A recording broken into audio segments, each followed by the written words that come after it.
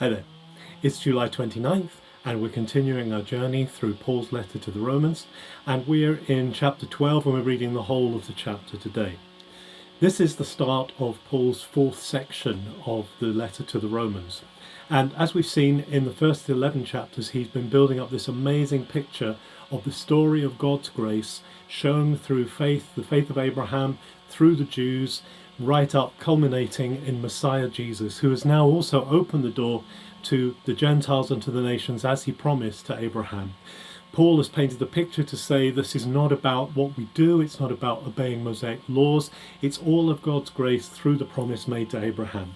And so here in chapter 12 he opens up the chapter and he says, therefore, in view of the mercy of God, in view of this amazing self-giving love of God, let us give ourselves to God as living sacrifices.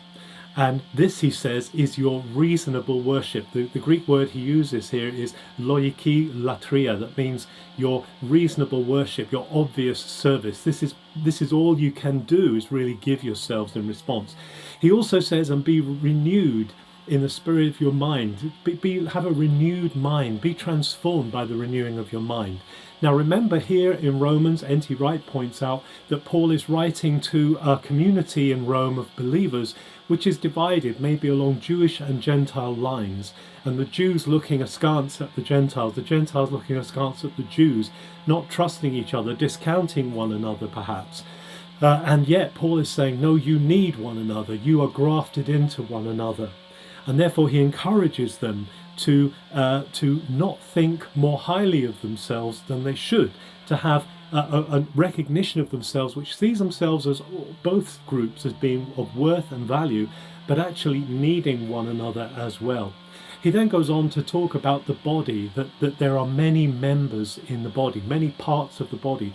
And again, as he's talking to a fragmented church perhaps in Rome that have separated along ethnic lines and along religious lines, he's saying you belong together, you're part of one another, and operate in the gifts you have. Don't put down one another, but operate in the gifts you have. If you prophesy, then prophesy according to your faith.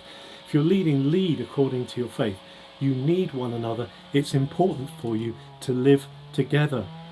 Celebrate your hope. Be patient with one another. He gives lots of encouragements to keep on with God, to keep building faith in one another and with one another. And then he also talks about the relationships beyond the church. He's talked about the church and recognizing that we're part of one another, but he also then talks about how we live in the world, that we should be blessing those who persecute us. And remember that the Christians in Rome, the believers in Rome, would have faced persecution. Already we know that Aquila and Priscilla from the Acts, we're told that Aquila and Priscilla were driven out of Rome by the edict of Claudius, expelling Jews from Rome. So they're already living in an atmosphere of persecution and oppression. But Paul says, do what Jesus said, bless those who persecute you. Don't return evil for evil, but return good for evil. And actually he uses the Greek word here, nika, which means to conquer evil with good. It says that evil has the possibility of conquering evil. Good has the possibility of overcoming evil. And this is the amazing fact that Paul puts before the church, that we can live in the ways of Jesus and see life come. We can see hope built, rejoicing with those that rejoice, weeping with those that weep. This is what he longs to see in the Roman church, in this group of Jews and Gentiles. He wants to see them come together.